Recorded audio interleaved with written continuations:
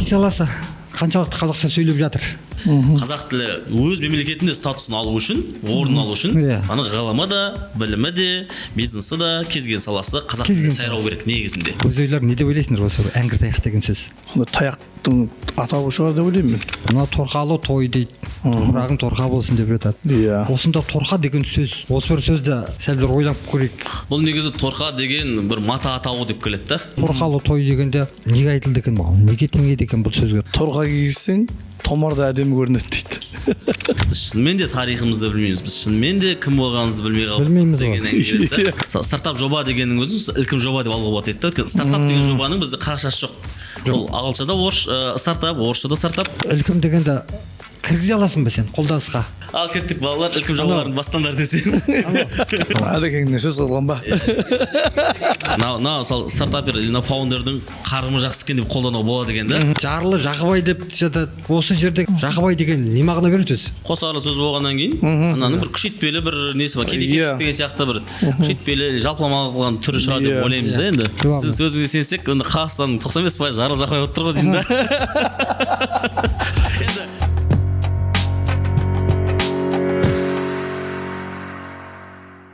Академик Асқар Жұмаділдаевтың мынадай бір сөзі бар еді. Бір сұхбатында естіп қалдым. Сонда былай дейді: жалпы ғылымның тілі қазақ тілі болмай, ол қазақ тілінің қоғамдағы орны белгіленіп, жалпы дамымайды. Мына өзекті мәселе шешілмейді деген.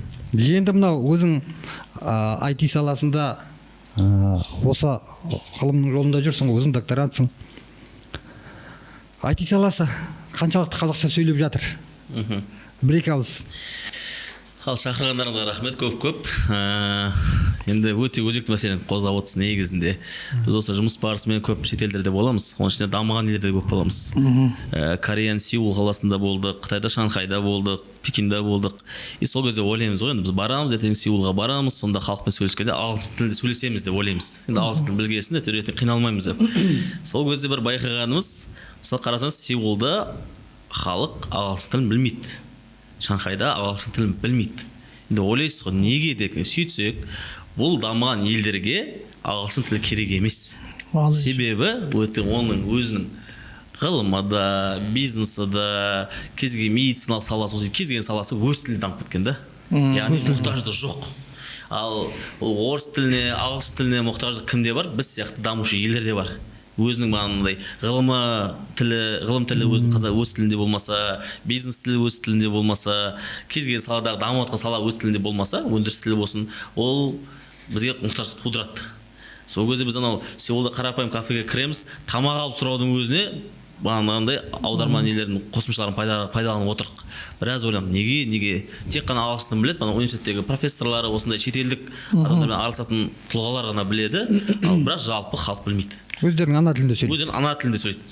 Атын зерттегенде мана айтқандай, Асқар ағамыздың өзінің сөзінің негізі бар да, яғни қазақ тілі өз мемлекетінде статусын алу үшін, орын алу үшін, аны ғылымы да, білімі де, бизнесі да, кез келген саласы қазақ тілінде сайрау керек негізінде. Сондықтан енді біздің қазір енді IT саласы негізінен ағылшын тіліндегі сала. Енді балаға оны біз қазақшаға аударып беруіміз үшін өте көптеген, біріншіден уақыт керек, екіншіден оған махаббат керек, оны жасау үшін, үшіншіден патриоттық сезімі болмаса, өткен неге? Біз оқуға түсіру бойынша да көп кеңес береміз ғой. Мысалы бізде қазір IT саласы көп жағдайда 3 жылға оқытылады, 4 жылға емес. Астана IT университеті бар, КБТУ бар, Назарбаев университеті бар деседі. Барлығында тек ағылшын тілде.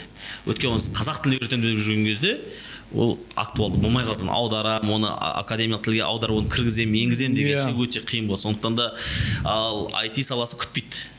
Эволюция күтпейді адамды. Кім неге мынандай сол көшке еру керек. Көшке ене алмай қалады, енгенін кетеді деген сияқты нәрсе. Сондықтан бір жағынан өкінішке орай, бір жағынан мүмкін бұл бізге жақсы да болып қалуы мүмкін. Енді соның нәтижесінде негізінде қазақстандықтар көп жағдайда орыс тілінде жақсы біледі. Бұл СНГ-де жүруге, ТМД елдерінде жүруге бізге емін-еркін мүмкіндік береді. Енді ағылшын тілін қазіргі таңда енді басым көпшілік жастар біледі. Енді базалық деңгейде деп айтуға болады. Бұл Еуропада, дамыған елдерде де жүруге мүмкіндік береді.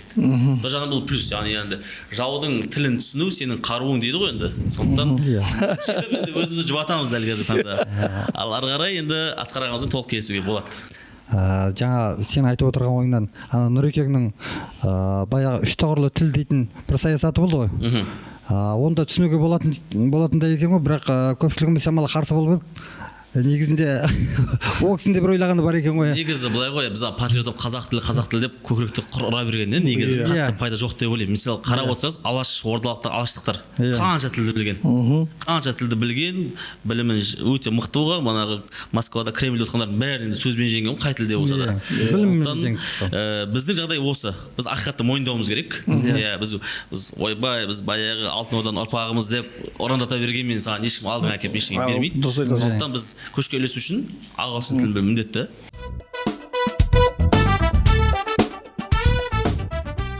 Жарайды, мынау күнделікті талқыланатын болса, айта беретін сөздеріміз бар ғой, соның әуелгісіне тоқталайық. Бізде бір сөздер бар. Басын әңгір таяқ ойнатыпты дейтін. Әңгір таяқ ойнатты деп жатады. Қазір бар, басына әңгір таяқты ойнатам дейді ғой. Басына барып әңгір таяқты ойнатам деп жатады. Бірақ осы әңгір таяқ дегеннің не екенін көпшілігіміз біле бермейміз. Айтып жүрген осы көпшілік қауым. Өз ойларың не деп ойлайсыңдар осы әңгір таяқ деген сөз? Әңгір таяқ деген негізі менің ойымша енді ол кәдімгі бір жерден мен соны оқыдым ба, бұл бір дауылпазды ма, соны ұратын бір таяқ болу керек. Қазақтың кәдімгі өзінің бұрынғыдан дабыл қағатын. Сонда таяқтың атауы шығар деп ойлаймын мен. Негізі әңгір таяқ деген әңгір. Жаңа айкол таяқ дегендей. Айкол таяқ дегендей. Айкол таяқ дейді. Айдар Сайлауов деген замандасымыз бар. Айдар Сайлауов. Соның бір несінде мақаласында ма не шығарған екен, сол жерде осы әңгір таяқ туралы айтылған әңгімесі бар. Яғни кеше жақында бізде осы былтырлары қателеспесем көшпенділер ойыны болды ғой. Көшпенділер ойыны болған кезде сол жерде негізі көшпенділердің спорттық түрі бар екен. Яғни қазіргі тілмен айтқанда сальто жасау ғой, қолын көтеріп сальто жасау деп айтылады екен. Сол туралы айдос жазған екен. Айдар.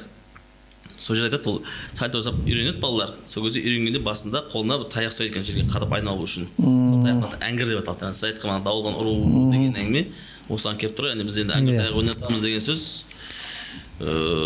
мазаңды қашырамыз, қиратамыз. Соғыста көп айтылады ғой. Жасап кетіпті. Жоңғарлар орнатып кетіпті. Мына жерге әңгір таяқты ойнатқан екен дейді ғой.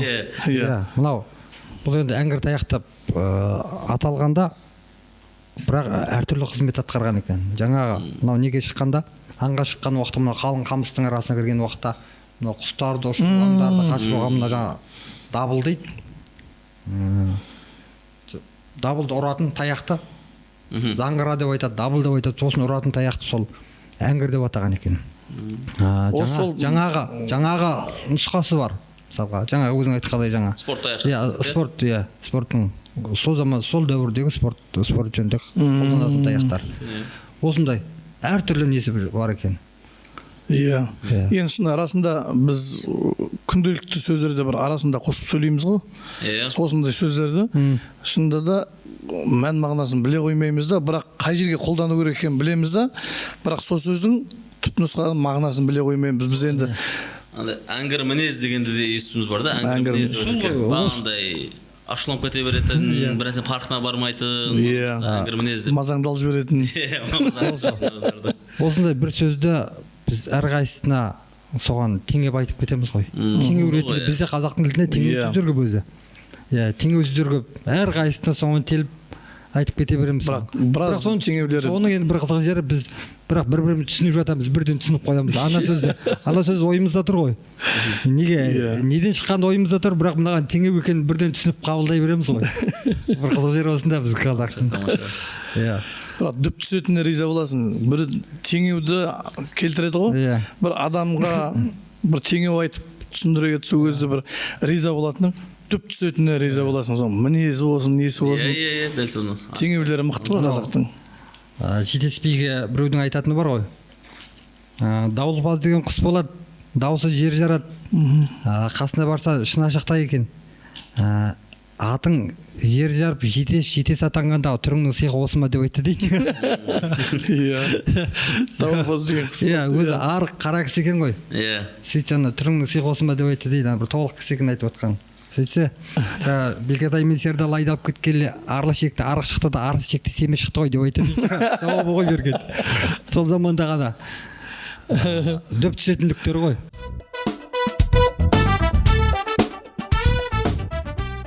Келесі бір сөз бар. Тоңған торқа көреді қырық құраулы ескіні деген сөз бар. Бір өлеңді жолдары бар. Мына торқалы той дейді. Топырағың торқа болсын деп жатады. Иә. Осында торқа деген сөз. Осы бір сөзді сәл бір ойланып көрейік. Ал Жаке, не ойлайсың? Торқа деген енді біз көп жағдайда топырағың торқа болсын деп қазақ жерде айтамыз сөйлейміз ғой негізі. Енді бұның сөздің түбіне үңілетін болсақ, бұл енді бұл жұмсақ болсын, жайлы болсын. торқалы той деп те айтады. Иә, торқалы той болса. Иә? Иә, осы жерде торқалы той дейді енді.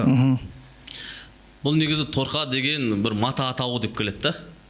Бір матаның ондай қадірлі адамдар киетін, құрметті адамдар киетін, жұмсақ жайлы мата деп келеді негізінде. Яғни мана торқа болсын дегенде сонда теңеу ғой енді. Жатқан жерде қадірлі болсын, сол жерде жайлы болсын, өзіне жер жұмсақ болсын деген сияқты нәрседе енді. Мана торқалы той дегенде соған арналған шығар енді. Иә, торқалы той. Торқалы той дейтін, иә.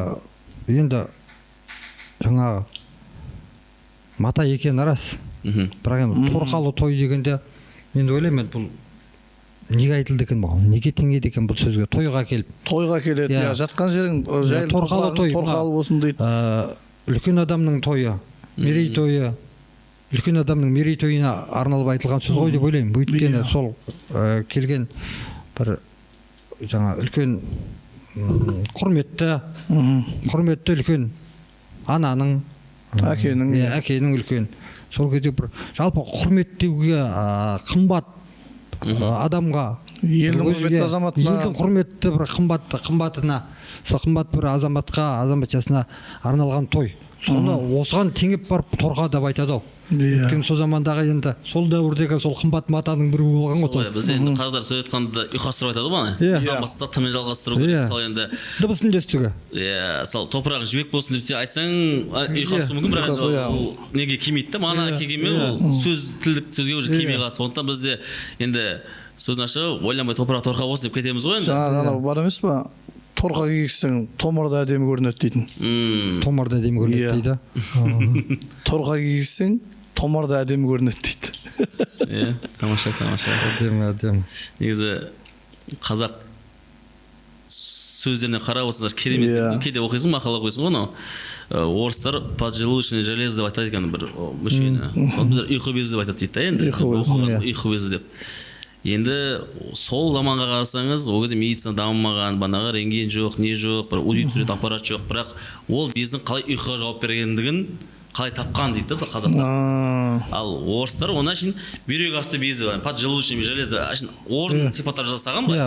Иә, ал қазақтар орны ғана емес, оның мынандай қай адамның функциясына жауап беретіндігін айтқан деген сияқты сөздер бар. Сол кезде қарап отырып, біз шынымен де тарихымызды білмейміз, біз шынымен де кім болғанымызды білмей қалдық деген әңгіме.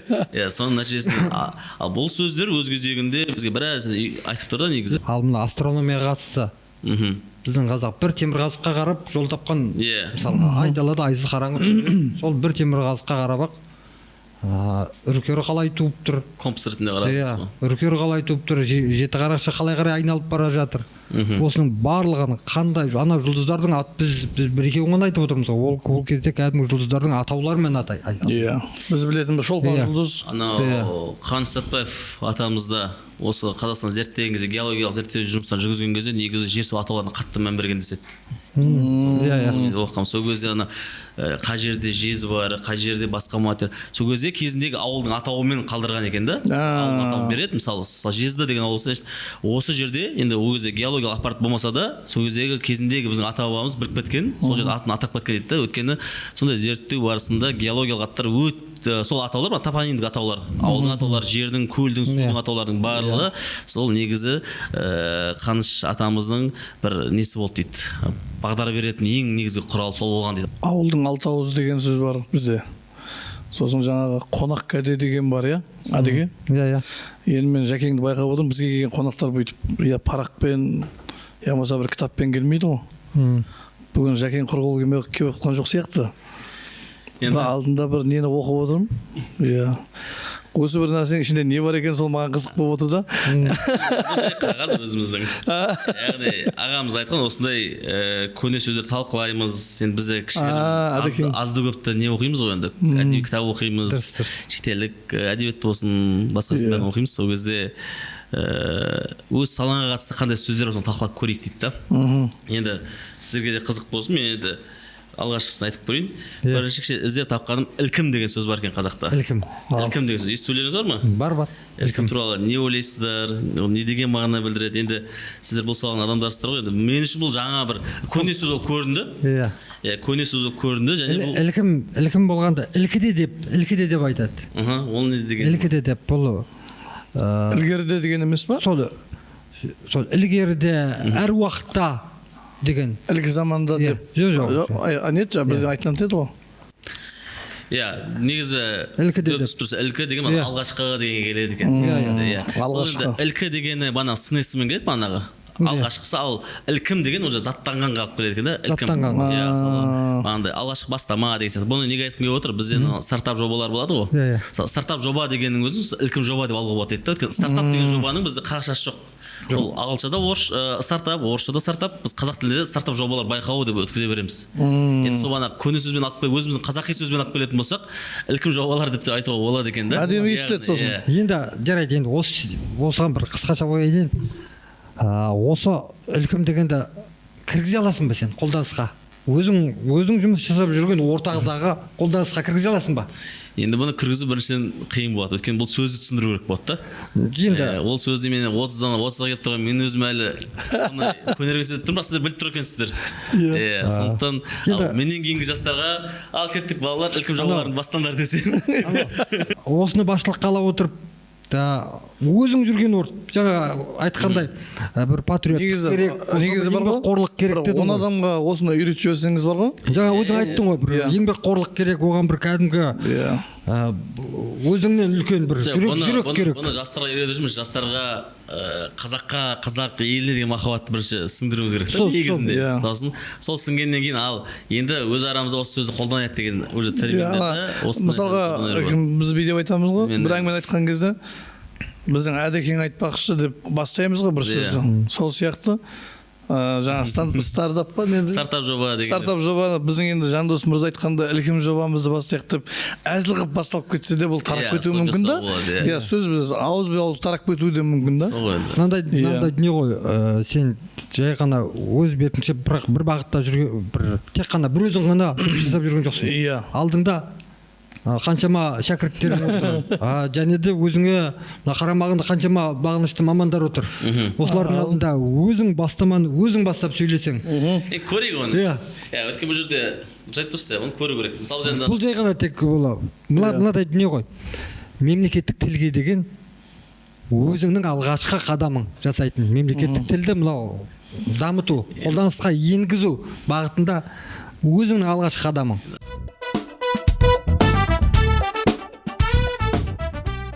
Қарым деген сөз бар.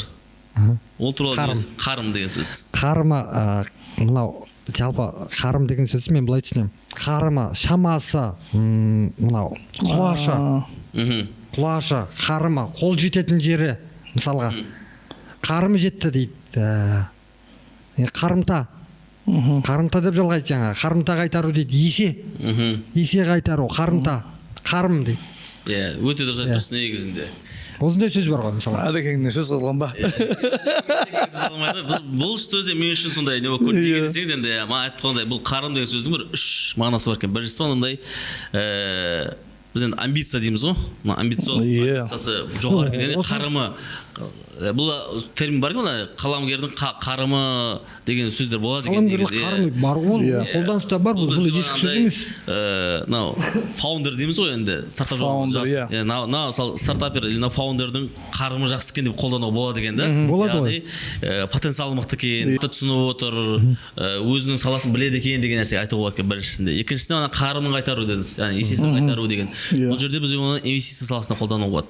Бізде енді термин бар, ROI дейді, енді return of investment, яғни сен салған ақшаның қанша уақытта қанша пайызбен саған қайтатынын білу.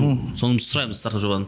Соны жобаның қарымы қандай деп сұрауға болады екен. Жобаның қарымы қанша дейсің.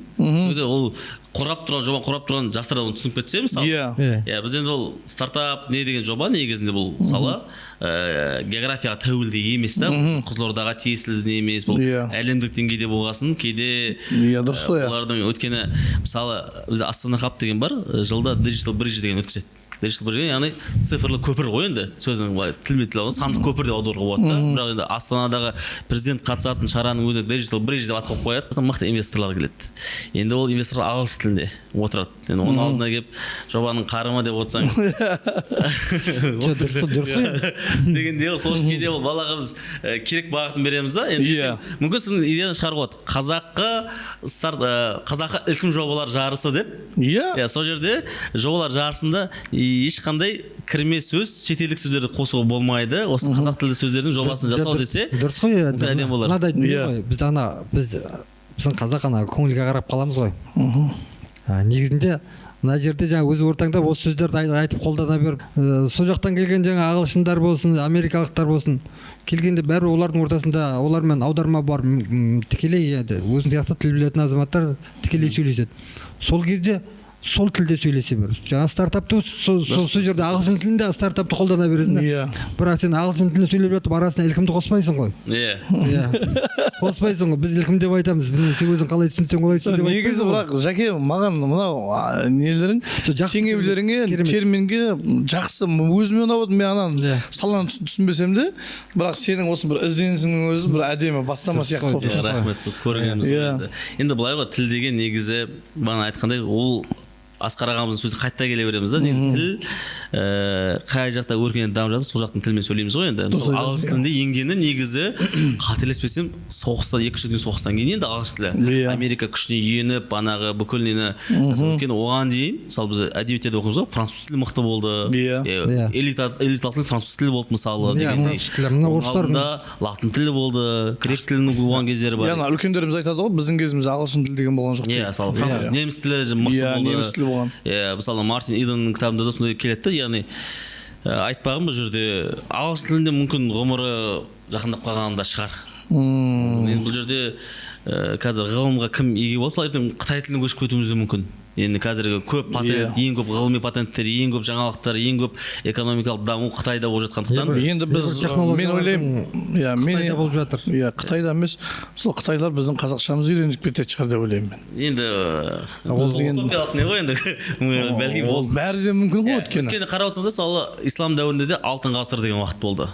Бүкіл ғылым, астрономия болсын, ғылым, медицинасы дамыды. Бүкіл кітап араб тілінде жазылды мысалы. Өзі араб тілі үстемдік құрды.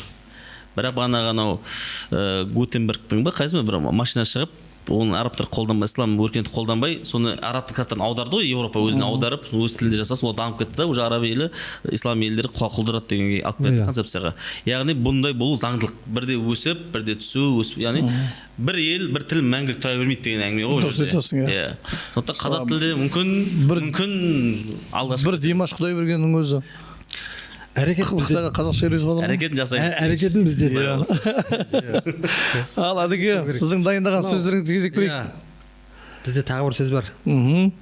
Міржақып Дулатовтың бір шығармасында бар екен. Қыссай бір-біріне араласпаған ағайындар сағынысып, қашаннан астас тойлас болған ғадеттерінше дейді, әдеттерінше демейді. Ғадеттерінше бір ауылды бір ауыл ерулікке шақыра бастады дейді. Еру дейді. Осы еру деген сөз қазір көп айтыла бермейді. Бірақ бар. Бар. Ауылдық жерлерде де бар. Мынау қала қазақтары түсінбей қалады. Бізде қаланың тұрғындары да ол жасағанмен, бірақ осы сөзді айтпайды. Қолданыста жоқ. Бірақ сол нәрсені жасайды бірақ, ерулік деген. Біз бұны айтқан Мейрамбек Ибрагимов деген өзім бауырым бар. Шиелінің тумасы Ақмай ауылында, негізі сол бір 2 жыл бұрын ба Қызылорда қаласы көшіп келді бала шағасымен. Сол кезде үйге шақырдық, ас берейік. Сол кезде сол термин айтылды. Ерулік деген дәстүр болған. Банағындай ортаға сіңісуге, сол ауылға кіруге, келген ортасын жаңағы ауылдың жатсынбай үшін деген нәрсе айтылады екен да. Сол кезде ерулік деген сөз бар. бір ауыл болсын, бір көше болсын, кішкентай сол көшіп келген жаңа қонысқа келіп жатқан көршіні шақырып, танысып, білісіп, сол ортамен сіңісіп, сыйласып ары қарай. Иә, шамалы жаңа біз енді танымайтын бір ортаға барсақ, бірден дарып етіп сөйлеп кетпейміз. Иә, тосырқап отырады ғой. Тосырқап болмасын, сондай нәрсе болмасын деп, бұл жаңағы көршілердің, ауылдың жасайтын жаңағы тұрғынға бір құрметі. Иә, сондай ғой. Бұл енді өте қиын қазір қала былай нәрсе бар. Мен Астанада жақын досым бар. Кезінде бір жылдары үй алды, үйіне бардым. Сол Астанада ең қымбат үйлердің бірі екен да, бизнес үйлердің бірі екен. Соны енді бір апта жаттым. Сол кезде енді әйел бала шақса сұраймын, көршілермен араласасың ба деймін ғой. Жоқ, білмеймін дейді. Танымайды. Көршілеріңе жеті күші тарату деген бола ма деймін. Ойбай, бізде қазір жеті күші бердім сен, ол ұрысып шығады. Есігін ашпайды дейді да. Құдай сақтасын. Сол кезде қарап андай бизнес класста үйде жатқан не пайда, егер көршімен араласа алмасаң, егер арқа жарқа болмасаң. Яғни бана ерулік деген ненің болмай тұрған несі осы да ғой, көрінісі ше қарап отырсаңыз. Жаңа айтпай ма? Орнеге барғанда да көршіңмен қалай болдың деп сұрайды. Енді анау осыдан бір сұрақ туады. Мысалға, енді біздің қазақтың барлығы бірдей енді жаңағыдай бизнес класс үйде тұрып жатқан жоқ қой. Иә. Иә, тұрып жатқан жоқ. Қол жететіндері санаулы ғана адамдар ғой енді. Бірақ бұл мәдениет қай мәдениет деймін. Осы бір нәрсе маған түсініксіз. Мысалы, бұл қай мәдениет? Бұл ұлттық қазақи мәдениет па, әлде бұл араласпау ма, араласу ма? Араласпау да айтып, қалада тұрады. Логикалық тұрғыдан айтуға болады. Көп қабатты үйде тұрады, бір-бірін танымайды. Біз жаңағы жалпыланбай айтады ғой, ойбай бұлар элита ғой дейді ғой. Сондай нәрсе бар ғой. Элита емес, бізде негізі шығыс мәдениет, батыс мәдениет деп бөлінеді ғой негізі әлемде. Шығыс мәдениетінде көп жағдайда қоғам бірінші орында тұрады. Жеке бас мүддесі емес, қоғам үшін. Енді сондықтан бізде социализм бағыт жақсы дамиды. Ал неде батыс мәдениеті бұл бірінші өзіңді реттеп ал, сосын барып жұртпен араласасың. Енді капитализм оған келеді. Біз қазір енді тәуелсіздік алғаннан кейін капитализмға түсеміз дедік, әркім өз ақшасын өзі табу керек, өзі жасау керек дегеннен кейін әрқайсымыз бүркенгеніміз содан уже. Бірінші өзімізді дамытып, сен араласпа, сен тиіспеймін, мен тиіспеймін деген сияқты. Ал кезінде ол қазақ бірақ негізі көшпелі халық болғандықтан, көшпелі ел, сен жалғыз өзің жүріп көшпелі бола алмайсың. Жалғыз көшпелі жүрмейді ол. Қасында адамың болу керек, қоғамың болу керек дегендей, бірге жүріп, бірге тұрып дегендей, оған қоғам міндеттері керек та. Біз енді сондай көшпелі елден отырықшы елге түсу процесі барысында сосын одан қалды келіп біз капитализм кірді, оған глобализация, жаһандану кірген кезде бағандай біз ана цивилизациясын канализациясын алып кеттік деген әңгіме бар айтылады ғой. Сол сияқты нәрсемен кетіп қалдық та біз. Негізі жақсы жаққа. Енді мен бәрібір де демеймін. Негізі байлар да жақсы бар, байлар бар, араласатын, құдайдан қорқатын, көрші ақысын білетін деген сияқты нәрсе. Негізі біз анау бай ұғымында бізге жаман көрсеткен осы кезіндегі КСР үкіметі ғой негізі. Байлардың олар жаман, олар малын тартып алу үшін айтылған әңгіме ғой енді. Сол сияқты бәрібір де емес, бірақ бағана мен бір байқағам сол да. Ол буржуазия еді ғой. Мына білімді, қазақтың білімін, қазақтың білімін барлығына мына демеу болған буржуазия. Қазақтың қаншама сол дәуірдегі қазақтың қаншама жігітін, қаншама баласын Петербургда оқытып, не бір мықты Қазанның университетінде оқытып, сол қазақтың буржуазиясы, сол байлар. Сол дәуірдегі. Бірақ енді біздің дәуірге ол басқаша бір күйде келді ғой. Енді алдағы көрсе болсын, Қожа Насырдың ертегілерінде байларды шығып бермей шығай баяғы көрсетіп алдақшы, бір арам тамақ ретінде көрсетіп қойды. Ал бана осы ерулікке қатысты мысал келді да, Сырым Батыр деген кісі болған. Сол бір орыс көпесімен сөйлесіп қалған екен. Ол батыр сөзге шешен болған кісі ғой енді. Көпес мақтанған екен да, менің малларым бар қаншама, өзімнің жекеменшік жерлерім бар, ғимараттарым бар. Енді айтшы, орыс бай ма, қазақ бай ма деп сұрайды ғой. Сырым Батыр жауап берген екен да. Сен егер бір жерге көшетін болсаң дейді, сен үйлеріңді, тамақтарыңды арқалап жүре алмайсың ғой дейді. Ал мен дейді қазір қазақ болып бір жерге көшетін болсам, жолдан кез келген үйден ерулік істеп кете беремін дейді да. яғни кез келген менің атымды тамақтан не істеп жемін беріп мені тамақтандырып демалдырып жібере береді. Мен баратын жеріме бірде бір қалтама тиын салмай, бірде бір тамақ салмай мен жете аламын дейді. Ал сен жете алмайсың дейді. Енді осыдан кейін қазақ пай ма орыс пай ма дейді.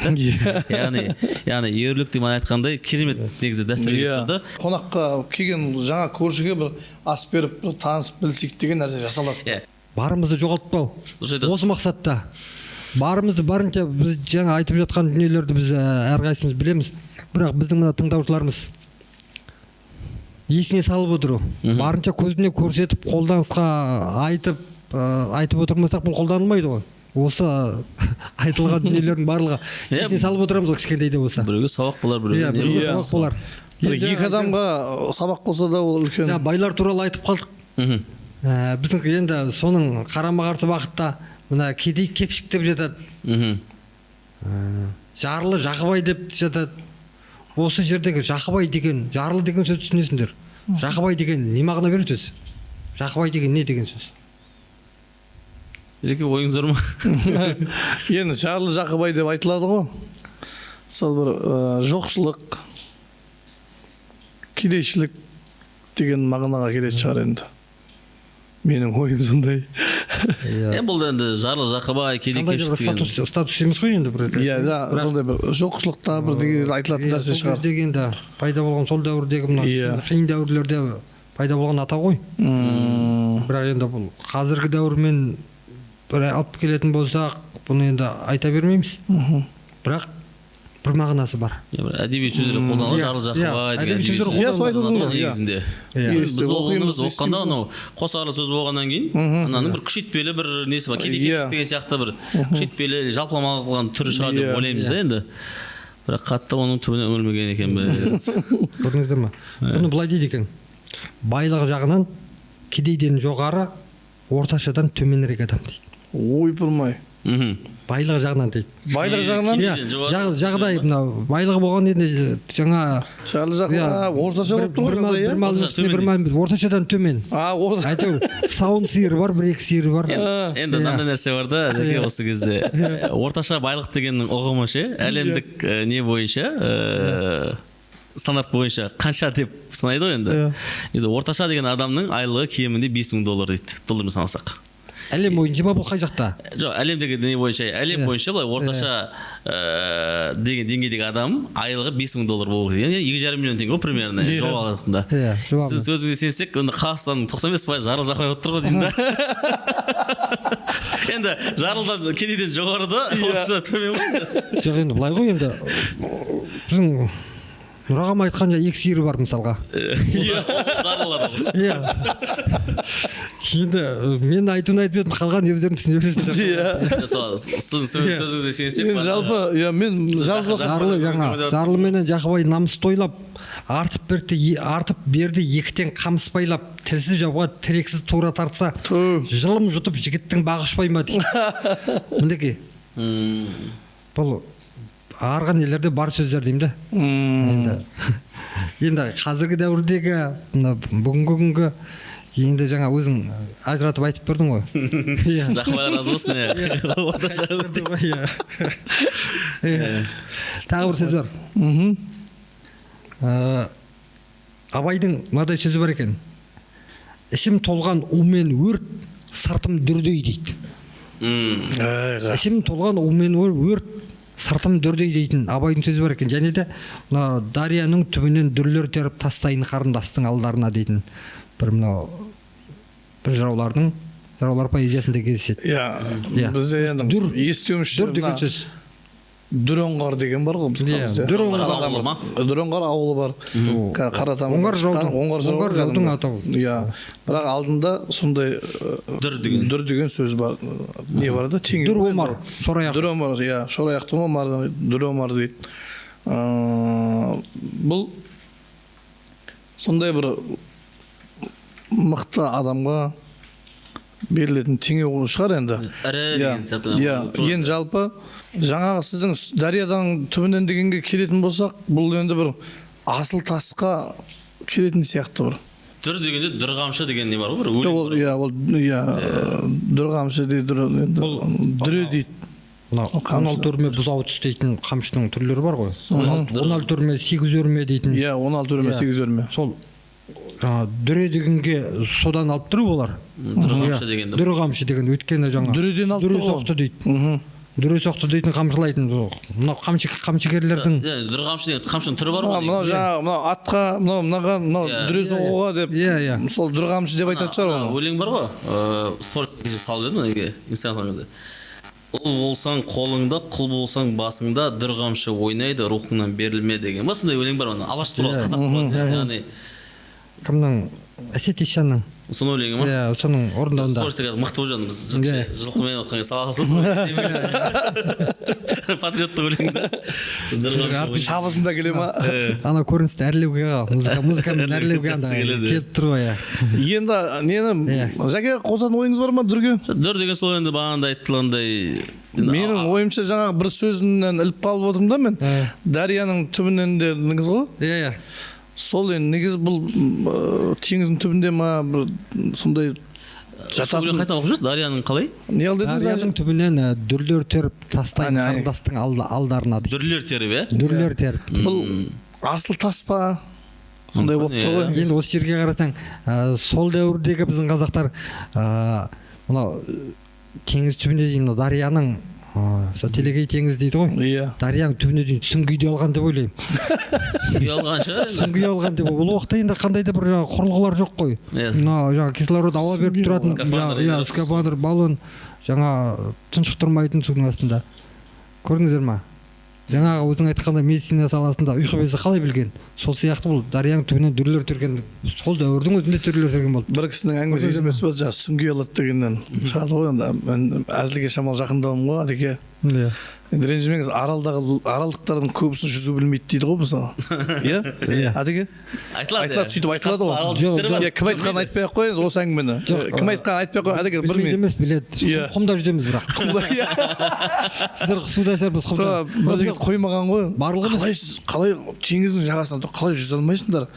Қалай жүзе алмайсыңдар деп қоймағанға сөйтсе жаңағы аралдың жігіті айтады дейді. Не байқоңырдағылардың бәрі ұша ала ма екен деп. Сол сияқты тұр ма? Енді ол да бір жаңағы тапқыр сөз ғой деймін да. Жоқ, қазақтары ғой жүзе алмайды.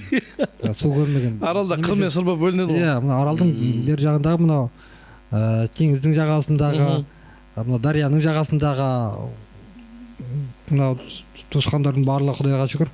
Енді Әдеке біз осы кезде балықтан дүрдің жауабын сізден тыңдағымыз келіп отыр. Мынау дүр дейтін Дарияның мынау асыл тастар дейді ғой, жауһар дейді, жаңа жақұт дейді, ақық дейді. Ақық деген. Темір тас, асыл ақық қарақтарым дейтін мынау кімнің Біржан Салдың өлеңінде бар емес па? Осы ақық дейтін бұл да тастың атауы. Осындай теңіздің түбіндегі, су түбіндегі асыл тастар, мынау сумен шайылып жылтырап қалатын, қандай әдемі. Мына гауһар тас дейді. Дүрия деген әйелдің аты бар ғой. Иә, ол матаның атауы. Дүрия бешмет дейтін, ол матаның атауы. Мінеке осы теңіз түбінен алатын тастар екен. Оны қалай алатын білмедім мен, бірақ алынған бірақ. Дүраңғар деген сонда біздің. Дүраңғар сол асыл адамдар дегенге келтірген ғой. Теңеу екен. Абай атамыз сыртым асыл, ішім умен. Иә, сыртым дүрдей дейді. Сыртым жылтырап тұрғанмен ішім толған умен өрт дейді.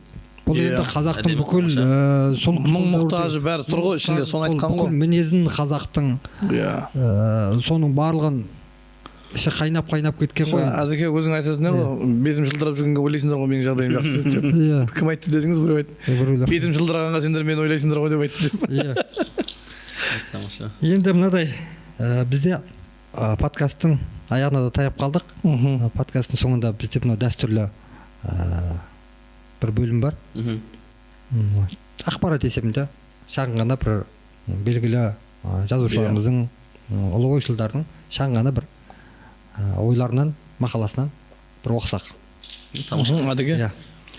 Ислам Жемени деген ғалым ағамыз бар. Былай дейді: аталарымыз қарғыстың жаманы елсіз қалу. Құдай содан сақтасын, артыңда елің тұрмаса өмір сүрудің мәні жоқ деп отыратын.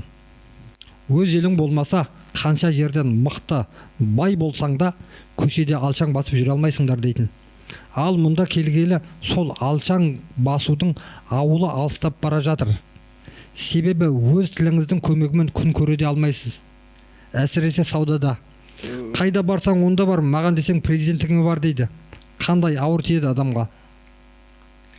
Үндістің Қарабұғы дейтін соңғы ақсақалы, біз халық ұлт ретінде енді жойылдық. Өйткені ұлттың ары намысы үшін күресетін бірде-бір үндіс қаһарманы қалған жоқ. Енді үндістердің қаһармансыздық кезеңі басталады деген екен.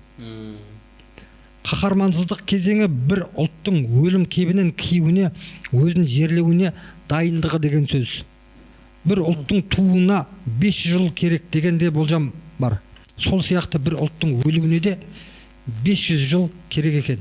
Мысалы, үндістердің тұқымы күні бүгінге дейін жойылған жоқ. Бірақ сонда да оларға жоқтау айтып заржылап жүрген кім бар? Үндістердің бүгінгі зиялылары ең соңғы зиялы өліп кеткенде барып, сол ұлт жер жүзінен жойылады деп есептеледі екен. Америкалық үндістерді айтып тұрған ғой. Үндістер апачи ғой. Үндістер қазір тым тырыс. Өздерінің ұлттық мүддесі үшін күрескені естілмейді. Өйткені Қарабұға айтқандай бірде-бір қаһарман жоқ. Ал қазақта өз халқы, өз ұлты үшін күресетін қаһармандар бар. Әзірге біз өліктің кебінен киген жоқпыз. Бірақ дәл осылай қол қусырып қарап отыра берсек, ұлттық санамызды жандандырмасақ, ұлттық болмысымызды түгелдей жаңадан қалыптастырмасақ, қауіп көп. Қазіргі күйіміз, Абай атамыздың сөзімен айтсақ, біз өзі тірі болсақ та, анық тіріде емеспіз. Хал үстіндегі жайға келген жоқпыз, бірақ келуіміз де мүмкін. Сыр иесі ғалым Ислам Жеменей дейді. Тамаша, әдемі. Бұл енді өзекті. Жаңа айтқандай әрекет бізден. Бұл біздің бастамамыздың жалпы мақсатымыз да осы. Осы сөздерімізді барынша жоғалтпай, көпшіліктің, мына кейінгі буын жастардың барынша есіне салып отыру, айтып отыру, мән мағынасын ашып отыру. Жәкеңе рахмет дейміз. Көп рахмет. Сіздерге де рахмет. Мына келіп ой бөліскеніңе. Сіздердің арқаларыңызды естіп көрдік қой. IT саласында бір идея туып жатыр. Идея туындап жатыр. Мінекей біздің өзіміз бір болашақ докторант, болашақ ғалымның өзіне ой тастадық. Көрдің бе? Шығармашылық табыс тілейміз. Сіздерге де шығармашылық табыс тілейміз. Осы тілдің жанашыры болып жүрсіздер ғой. Бұл үлкен бір мәдени майдан, әдеби майдан ғой енді. Көп рахмет. Сіздерге де рахмет. Жәке рахмет. Табыс тілейміз, сәттілік. Аман болыңыздар, сау болыңыздар.